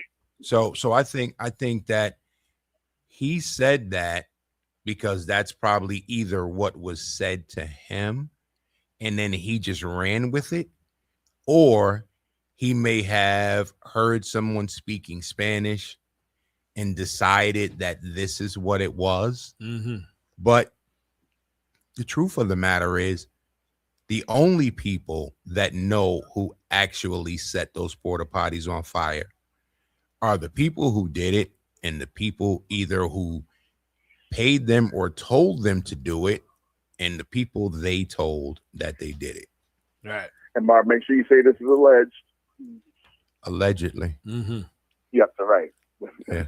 Well, So. despite all that, they bought new porta potties over, so it didn't have an effect on the event. Nah, not at all. You know, not at all. I mean, Dita Weeda was like, "Oh yeah, they were ready. They were all ready to go, Mark. Right? Yeah, those new porta potties all ready to go. They burned the porta potties. Nobody could use the bathroom. I gotta go all the way home and take it. You know what? There was. But see, here's the thing, right? Here's the thing. If it was like that, right? Because I'm looking at the evidence at hand. When where those porta potties were, if you looked to your right, there were two more across the way, different company. Yep. If you look to your left, but they were locked though. Those were locked. No, they weren't. I weren't. used one of them. Oh, okay. I used one. If you look to your left, there was one up by the parking, and then if you went a little further down, there was another one, and then there was a purple one in the middle of the field.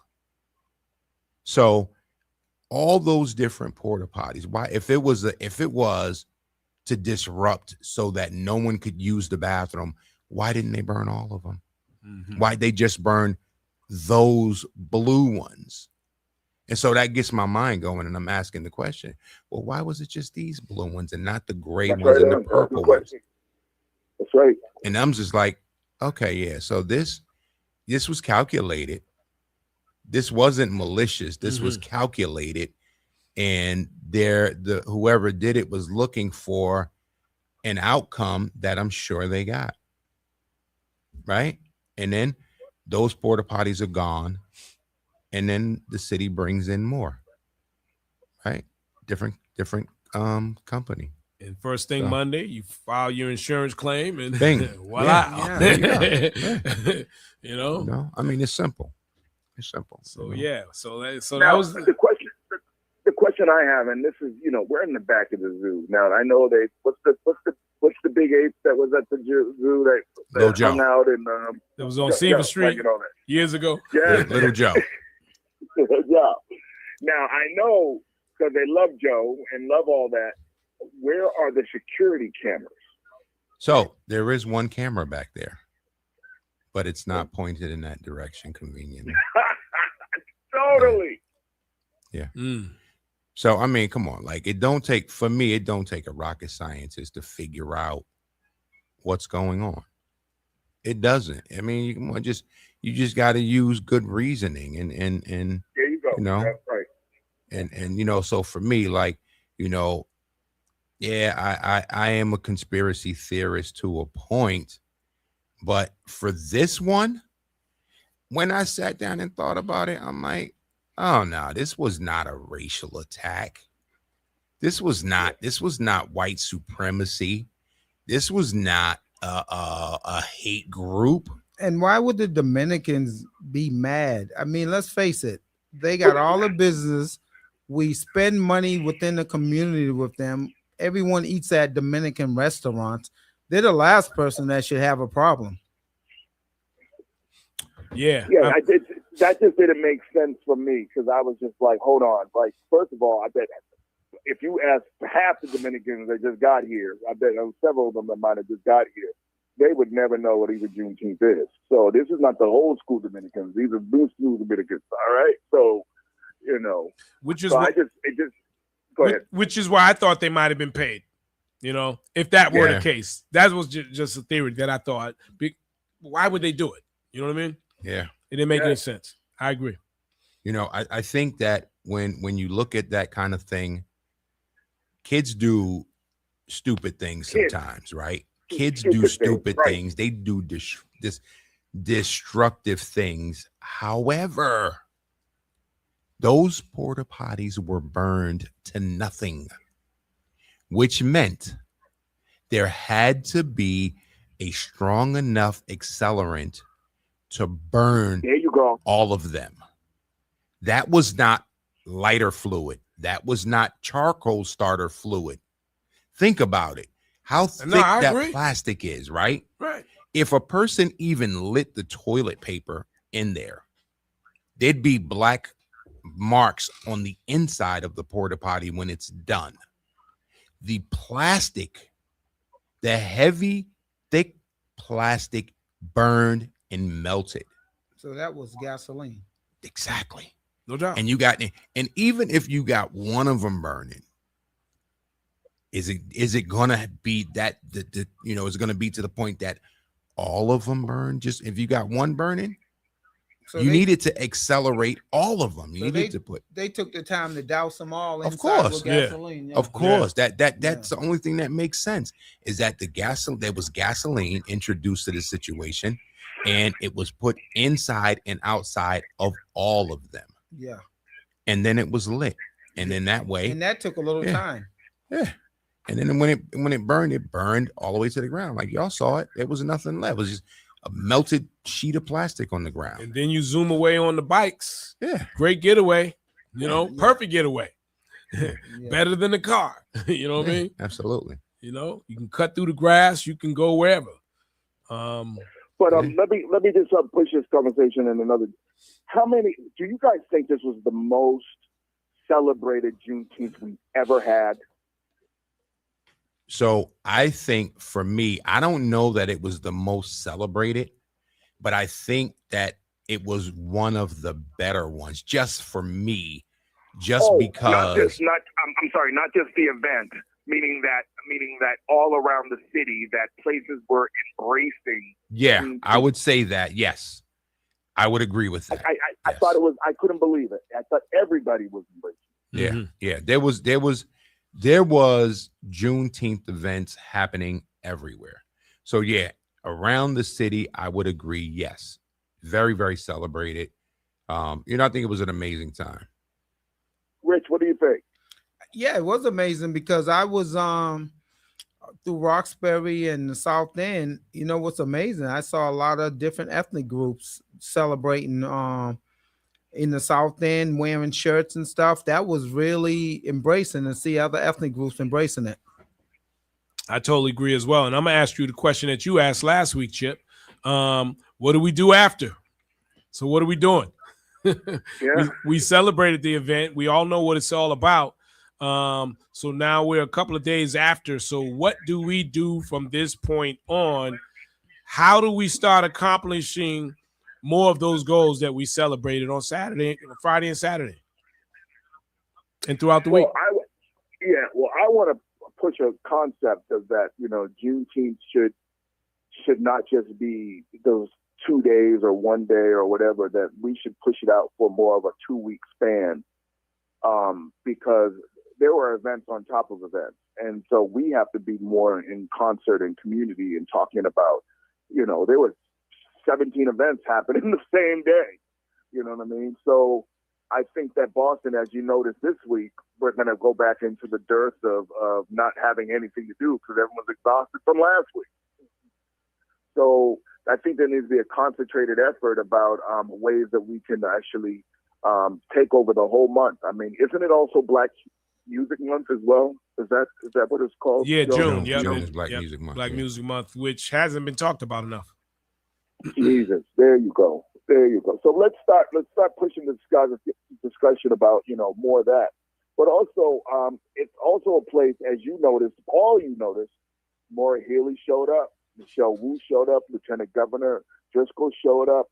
Is that 10 years ago, the only people that would show up would be Charles Yancey and Charles Yancey. And to me, it just showed the power of Black Boston. Yeah. So we have that power. And we need to really use it to our advantage, because there are a lot of things that we can do that we need to get done. And we haven't been united on those things, though. So, again, back to the question, what do we do next? I think we got to take advantage of Black Boston. We got to understand the power that we have, and put it to work so that we can get what we need to continue to move forward. and things. And I think a missed opportunity was around education around what's about to go happen around Franklin Park and White Stadium. I think that was a missed opportunity for us to do more education around that. Because the word is, I mean, you know, there are several people that love to go down to Franklin Park, you know, hang out with your friends and all that. But there was a statement, I didn't see it in my hands and so forth, but people were being told they can't sit in the park or hang out in the park or near the Franklin Park golf course and all these other things. Now, if you say that in Melrose, you say that in Cambridge, those people will have a whole damn riot if you tell them they can't sit in the park. So why is that okay in Boston? They're saying you can't sit in the park. Well, I think that it's a different. I think there's a difference if you're talking about Melrose and you're talking about Boston. And my thinking is here in Boston, there's a larger agenda, and there are things that are changing right in front of us that we don't see. So there are certain things that are being done in order to complement these changes that are happening. So if you think about it, when we were kids, people did golf at Franklin Park, but not that often, right? When the Kite Festival came, the Kite Festival happened right on the golf course. I know. And then, I could have. Yes. Then what happened is people came in, they poured money into the golf course, and they said no more Kite Festival on the golf course because it ruins the course. And then things changed, and they moved it from the front to the back. Mm-hmm. And you haven't seen any large events like that on the golf course since. So as time goes on, things are changing, mm-hmm. right? So now, we're faced with, what's happening at White Stadium. Things are changing. Here we are now with this whole thing with the fellas sitting in the park, and that being a problem, right? Yeah. Because things are changing. They don't want the loitering anymore. That's what they call it, loitering. Right. So while hanging in that parking lot or in that vicinity is something that has happened for decades. Things are changing. And so, as things change, you either stand up and fight against the change, or you lay down and you go with it. No, you're right. You hit it on point. And again, the power of Black Boston, which was at Juneteenth, that right there. That's what you need. That's what you got to fight with. So, I don't know. People celebrated Juneteenth. We all enjoyed it. We had fun. But now, what are we going to fight against? And are the people that were there for Juneteenth, are we all going to fight together?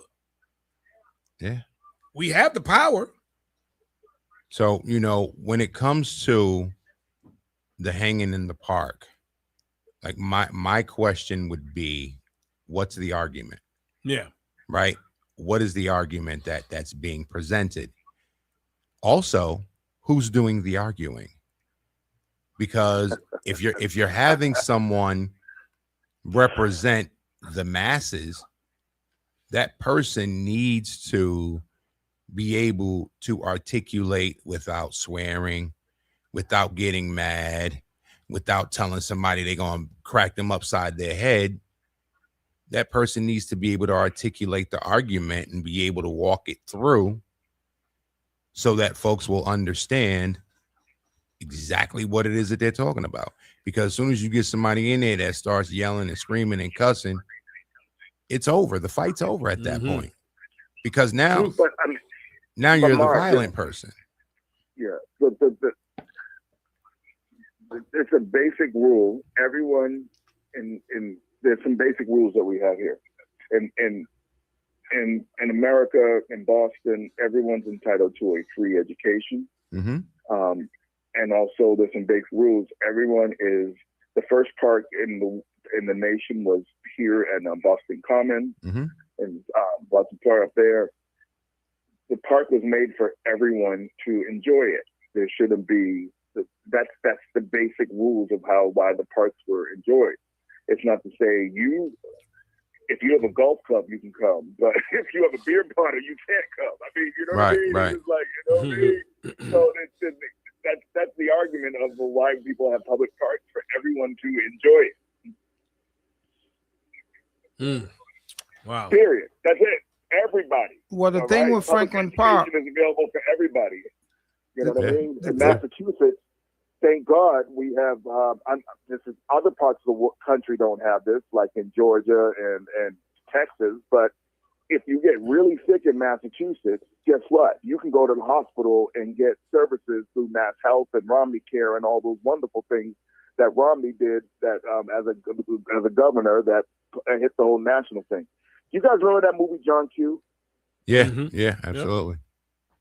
You know what? As a younger person watching that movie, I didn't understand it because I was living in Massachusetts, and I realized that when you go to the hospital, people serve you and you're able to get it done. I didn't understand that John Q is reality in other parts of the country. You guys understand what I'm saying? Yeah, absolutely. I mean, John, the story about John Q is real, and it's not. Yeah, it's everywhere. It's real, even here in Massachusetts. So the inequities that don't allow for us to be able to pay for health care are real. I remember I have sleep apnea, and they gave me a specific medication to keep me awake. Then they told me because I don't have the quote unquote right insurance, that I have to get a lower dosage. And I'm like, that doesn't work though. It doesn't work, right? So now I got to fight with the insurance company because they're telling me I don't need the higher dosage. My doctor is saying I need the higher dosage to stay awake. And it was just a lot of back and forth. I had to go get testing and all this. I mean, it was just ridiculous because Big Pharma didn't want to pay. So it happens. Listen, it's happening right now while we speak. Right now, BMC. Listen, Beth Israel, Brigham and Women's. It's happening everywhere. That's a whole nother topic that, if I can, have another hour to talk about this and get some other people on the show, we would definitely do it. I just think in the end, it's all about money. It ain't about us getting better, because you can go to other countries. Why is it that other countries, the healthcare is free? Why in other countries, they don't have the same issues we have here. Diabetes, high blood pressure, sleep apnea, whatever it is. It's just totally different, and I've thought about it, right? And I mean it when I say this. If I get sick to the point, where I really need some good health care, I'm going outside the country, and I'll pay for it. Well, athletes do it all the time. I'm going outside the country. Whoa, athletes do it right on, bro. Yeah, no, most definitely. Kobe Bryant went somewhere years ago and got an injection in his knee. He was back in like 6 months from the torn meniscus or whatever he had in his knee, ACL. Yeah, they go out of the country all the time and get different treatments instead of what they're saying here in America. But also they have the finances to do that too, right. Yeah. Most regular citizens don't have that much of a chance. But yeah, the medical industry is very tricky. I had a surgery on my shoulder, but I had to go through 6 weeks of physical therapy before my insurance company approved me, and I paid them $6,000 a year for health insurance. And that's just part of what I paid. The MBTA pays the rest, right? The other 75%. But they made me 6 weeks of therapy before they even gave me an MRI. So that lets you know it's all about part of the profit margin. Right. And although you got to go outside the country, it's still much cheaper. Yes. Cost wise, still much cheaper. So I made up my mind. I said, man, any kind of major illness, y'all ain't gonna see me for a minute because I'm gonna go get medicated outside the country. Well, Steve, you know the word is capitalism. That's what we live in. This is Right. capitalism. Yeah, Right. definitely. Wow. Marv and Rich and everybody, did you guys, did we talk about the carjacking? Oh, yes. Oh, yeah. man. Condolences for that family. No, we didn't talk about it. Well, we can talk about it now. Let's talk about condolences, man, for that young lady, man. When I saw the video, you know, it was sad, man. It was sad to see that, you know, that this gentleman just crashed his car, grab a lady out of another car at the car wash, jumped in another car. You know, it was just sad. Everybody, for everyone, some people still don't know about it. I talked to 2 people yesterday, like, what carjacking? So just explain it. So there was a car accident. I don't know the corner of that street, but it's right at the Woodhaven and Blue Hill. Woodhaven and Blue Hill. So for those that don't know, that car wash right across from Simcoe's, Fernandez Brothers. Yep, there was a car accident right there. The guy that was involved in the car accident jumped out of his car, ran over to the car wash, pulled a woman out of her car that was parked at the car wash, got in, took off in her car, drove up the wrong side of the street, then drove on the right side and went down to Mattapan Square. It's too much traffic. So he then chose to drive on the sidewalk. And that's where he encountered the young woman that he ran over. Ran her over and then dragged her body down the street until he hit a bus. And then when that happened, all the people came around and, you know, were beating on the car, and they pulled him out the car and they beat him up. Now, I haven't followed it since. His obviously some mental illness or something is going on there. Yeah, brothers claiming. Oh, he pleaded not guilty. He claimed he went to court. And his brother's claiming he has mental health issues and stuff like that, PTSD. Yeah. You know, it's just sad. It's just a sad situation. I saw the video. I still felt the guys at the car wash could have intervened quicker. They kind of just yelled. I'm on you with that. I'm on that. I think. I mean, you're right. Not trying to be a superhero, but I go to that car wash all the time, and I'm sorry, I'm not letting that happen in front of me like that. You dragging a female out of a car. Yeah. So I'm gonna tell you. I was trying to see the female. I didn't even see the female's face, and like he grabbed her so fast. Yeah. So my thinking is, you know, when the guy ran over to try to stop him, my thinking is what could have happened. Hindsight is 20/20, right? Yes. What could have happened is instead of him reaching through the window, he could have opened the door and reached inside the car and, you know, turned the car off or whatever. I mean, it's easy for me to say it because I wasn't there. Yep. I wasn't a part of the action, but that's the thought that goes through my mind. Open the door and get in the car, you know, hit the button to stop the car, or at that point, you know, try to pull him out or whatever. But that's not what happened. So, and no one reacted quick enough. You know. Oh no, there were people that reacted quick. Yeah.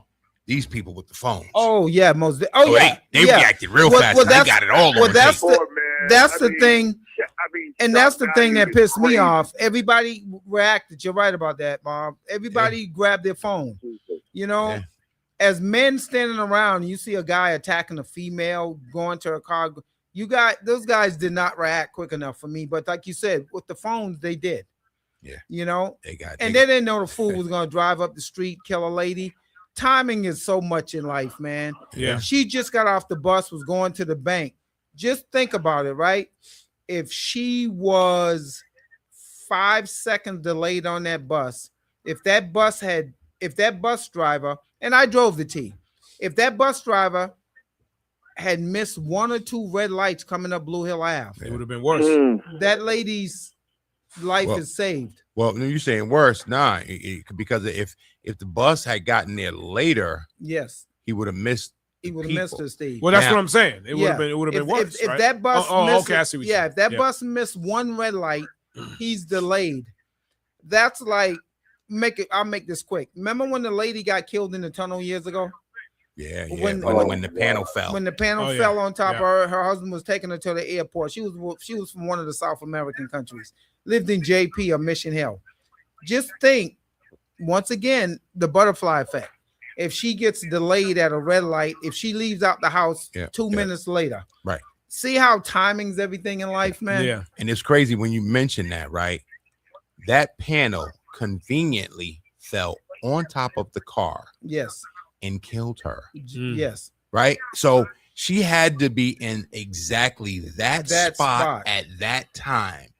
If she had been delayed even 15 seconds. 15 seconds. 15 seconds. Yes. The panel, it doesn't happen. It doesn't kill her. It doesn't happen. Final Destination. Yeah. This is some horrible Final Destination. Yeah, that movie. I was about to say that. I think about that movie. Yes. Yeah, and that's true. You know, you make a good point, Rich, because I'm just sitting here like, wow. Yes. When you saw, because I remember seeing the pictures of that panel on top of the car. Exactly. It had to be perfect timing. Perfect timing. And it Final Destination. Final Destination, Yeah. man. Hey, listen, man. At that time, I'm not sure if you guys knew, but Mayor Menino was scheduled to leave out of town like 2 hours after that. You know, he was going through the same tunnel. Yes, and all I'm going to say is, guys, we all sitting here. Believe it or not, God has saved our lives many times, and we don't even realize it. I already know. I already know, and I know the few times that I've been. You know what I mean? I could tell you that, but you know, and then I'm sure there's countless other number of times I don't know about. So we all don't know. So when you're sometimes thinking you're falling behind and you're like, oh, I'm late, it's a reason for that sometimes. Yeah. You know, it's funny because I was in the car and I was talking to a friend and I had missed my turn. I was like, oh, dang, you know, and then I turned around and I missed the turn again. Yeah. And, you know, she was like, oh, no, don't. You weren't supposed to take that turn for a reason. Yeah. Right. And I never thought it, and I never looked at it that way. Yeah. But I missed the turn twice. Right.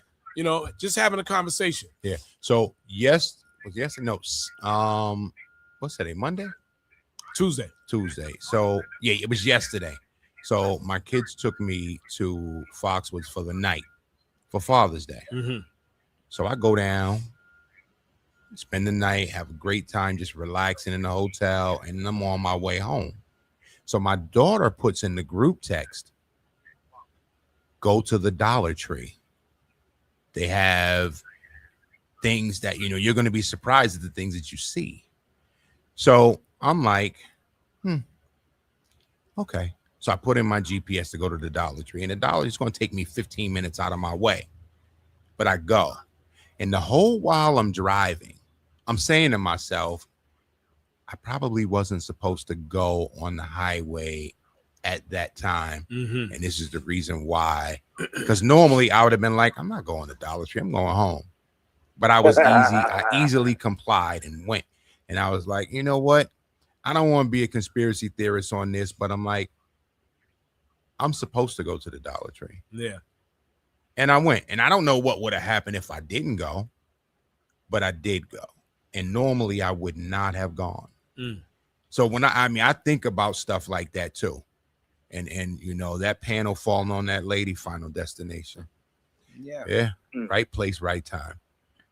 Yeah. And then I mean, her family got compensated like $15 million. They sued everybody. Every contractor that worked on the Big Dig, they was sued. You know, you're putting a 300-pound panel up in the sky being held by epoxy or whatever it was. Yeah, that didn't make any sense. Yeah, that was crazy. How they? Yeah. And you know what? Every time I go through, every time I went through those tunnels for years, I thought about that. Yeah. You know, I'm like, we got these 300-pound panels hanging above us in the tunnel. Yeah. You know, my question is off the rip. Why do the panels need to be that heavy? That's the first question I asked. I used to ask myself why do those panels need to be that heavy? The second question is, all the money that was made during the Big Dig, why isn't everything pristine?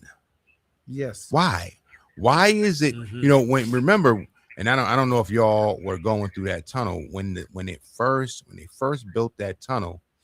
Every night they would drive through there with a water truck and wash the walls. Yes, exactly. And then they stopped. Yep, exactly. So I'm like, yeah, what was that about? They I mean, look, that was somebody's contract. The money's running out. The money was running out. And let's look at the history of the Big Dig. We are old enough to remember how many no-show jobs was on the Big Dig. Yeah. How many remember those minority contractors got to get a bite of the apple? Those minority contractors turned out to be the guys that already owned construction company. Their wives started a company in their name. They were the minorities. Yeah. It was so much exposed. Right. I mean, that was the biggest corruption in history. What was it? Was supposed to be like 10 billion, turned into like 100 billion or whatever. Yeah, it was crazy. Yep, you're right. Yeah. Well, it's interesting in Atlanta when they built the airport of Atlanta in the 70s. And also MARTA, is that Maynard Jackson's credited for making sure the contracts, you can Google this and look this up, that he made so many black millionaires in Atlanta by making sure that those contracts had a certain amount of black people and people of color vendors on those things. But that didn't happen in Massachusetts. That didn't happen in Massachusetts. It did not happen in Massachusetts. No, it did not. Yeah. It was the same people. The money kept going in circles. And I might be wrong, but I believe the Big Dig cost more than the English Channel when they connected England and France. Oh my Lord! You might be right about that. I know the Big Dig, they gave one ticket price, and then it ended up being like 4 or 5 times that. And price. we're still paying for it too in taxes. Crazy. Massachusetts. Well, fellas, Chip, thanks again, man. It's a pleasure always having you on the show, man. Got to get you back. We'll talk about that later. Marv, thanks for coming through, man. Yeah. And your input, man. Thanks again. And that's gonna do it for our. No, go ahead, Chip. I just want to give you on numbers. The Big Dig is one of the largest cost overruns in U.S. history. Initially, in 1985, it was supposed to be $2.6 billion. It went up to 2.8, and the final cost of it reached 14.6 billion. Okay, so I was right when I said 15 billion. I knew it was around 15 billion. Yeah. Yeah, they had documentaries on that, man. So yeah. All right. So we got Did you have somebody else on hold? Oh, someone's on. No, that's Chip. That's on hold. No, okay. Yeah, that's Chip. That's on the phone now. Yeah, my old man. Yeah. Hey, it was good seeing you, Chip. Yeah. Always, man. Always. Yes, sir. So on Thursday, yeah, thanks again, man. So on Thursday, we got Linda Champion. She's gonna be in the studio live, talking to what's the young lady's name again, Marv? Doing the interview? Danisha, that's right. Danisha's our 19-year-old intern. Yeah, we got a 19-year-old intern. She's gonna be talking to Linda Champion, who is running for district attorney. Yeah, here in Massachusetts. So we'll have that going on for you. So thanks again, folks. R&B Talk. Tap time is next. Enjoy the R&B vibes from now. Thank you. Open up your heart, let me give you a little more. I cannot return the favor. What are you even asking for? But you know the word is so close, baby. Let's go inside the yard. I know, baby, you can tell me right away. I know, take me everywhere you wanna go. I know, you look the side of my balls. I know that I've been working. You and I searching, there's another guy.